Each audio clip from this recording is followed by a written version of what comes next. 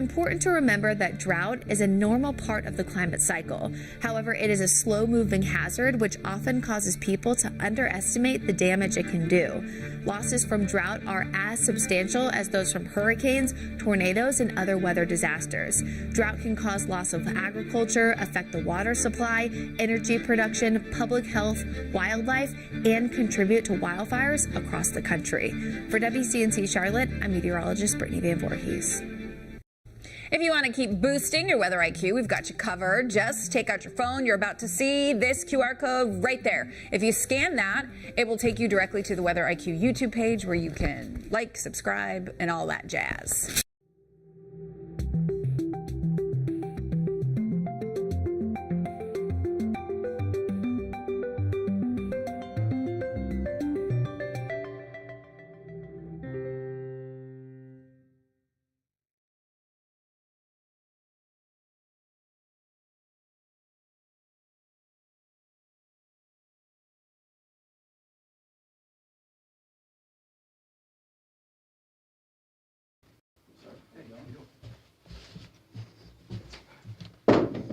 All right. Good afternoon. I'm Kevin Petrus, a lieutenant with the Public Affairs Office here at the Charlotte-Mecklenburg Police Department.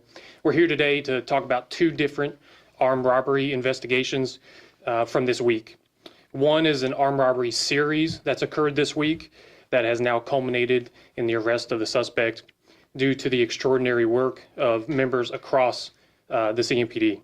The other is an active investigation that we are helping, or that we're asking for the public's help with.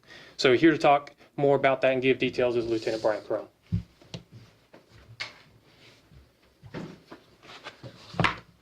Good afternoon. In the past, I've talked with you guys about how critical our team dynamic is when we're approaching our violent crime investigations.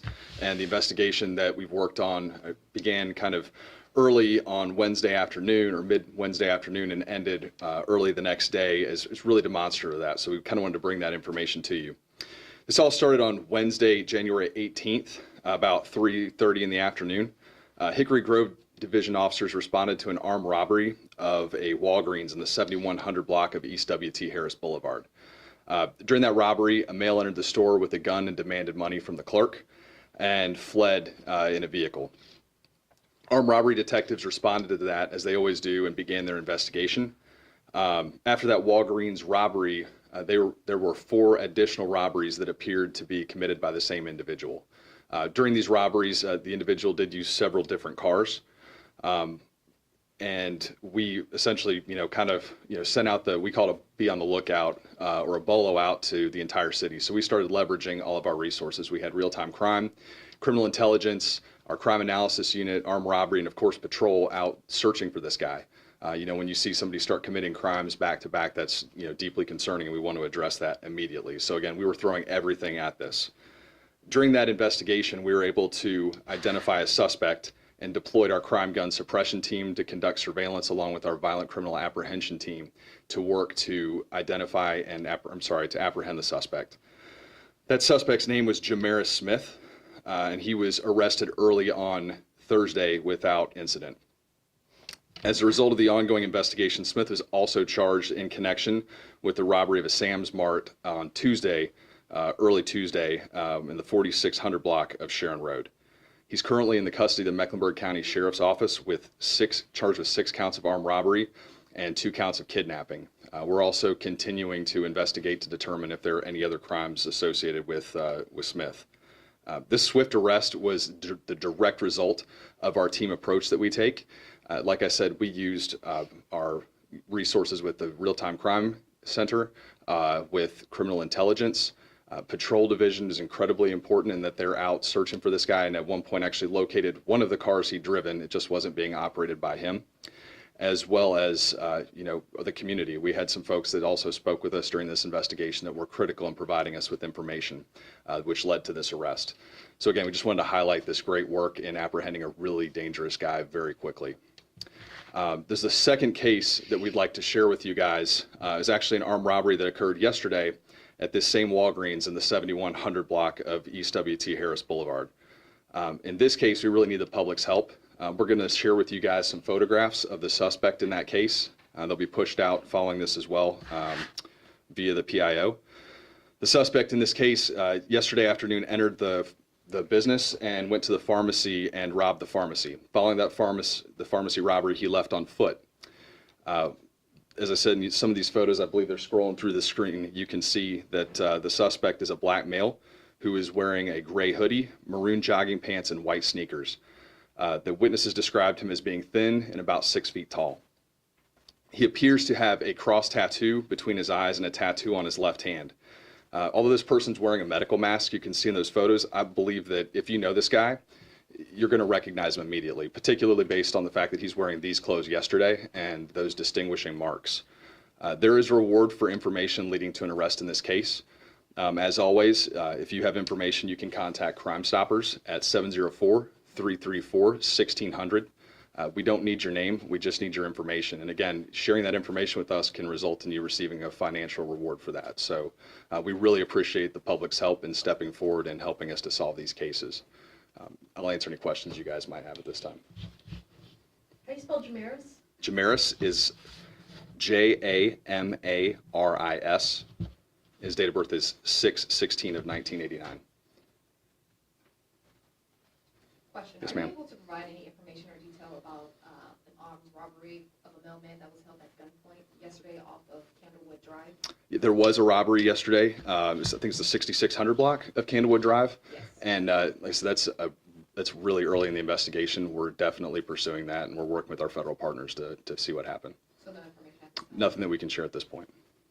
And do you believe that this person knows Jamaris Smith, or that that's connected? No, it's just it appears at this point to be completely unrelated, other than the fact that they robbed the same business. So different MO. Like I said, the first robberies, Smith's in custody at the time this happens.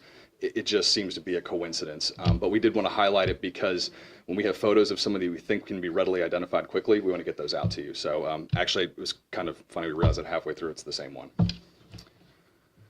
What did he get away with from the pharmacy? It's things from the pharmacy. So certainly just targeted all the things, medication, money are the things that they're targeting when they do that. Yep. I guess are they targeting certain businesses, like Wolverine? No, it seems to be that they were just targets of opportunity. There didn't seem to be, we're going to push out all of the complaint numbers to you guys, so you'll have those case numbers and addresses. But it appeared to be obviously places that were accessible that have cash on hand, so your typical places that are robbed, such as, drugstores and gas stations, but they were kind of all over the city, which is a little bit unusual as well. Do you believe that this guy is responsible for other armed robberies as well? No, at this point, we think this is a one-off, but again, the distinguishing characteristics we think makes it a really good opportunity to push out and ask for the public's help to get it resolved quickly. In the Smith case, are those stolen vehicles that he used, or are those accomplices? They were legally obtained, I can say that. So there's kind of a couple of different situations of those cars, but none of them were stolen. And as far as the Jamaris Smith case, can you paint a picture at all of how you believe he was able to get away with that many robberies?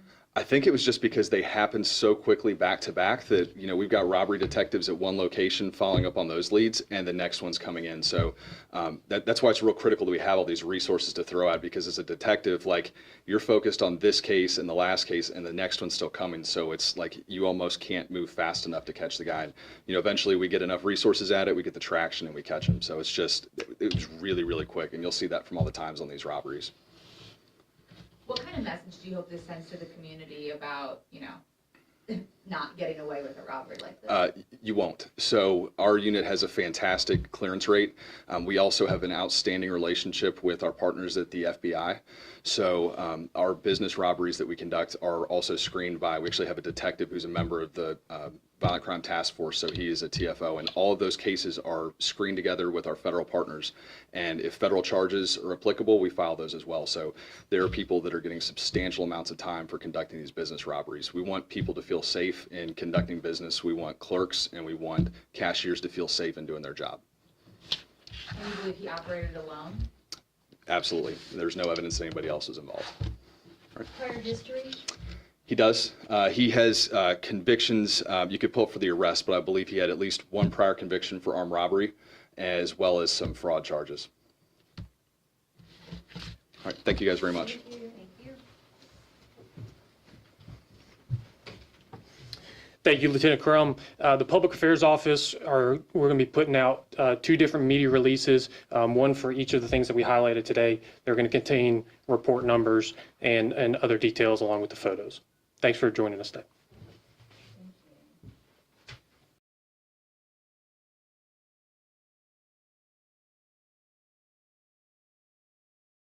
More inclusive. Nate Morbido found the Charlotte Regional Visitors Authority set its sights on one leadership coach and paid his company more than $750,000 without giving qualified minority and women-owned businesses an equal shot.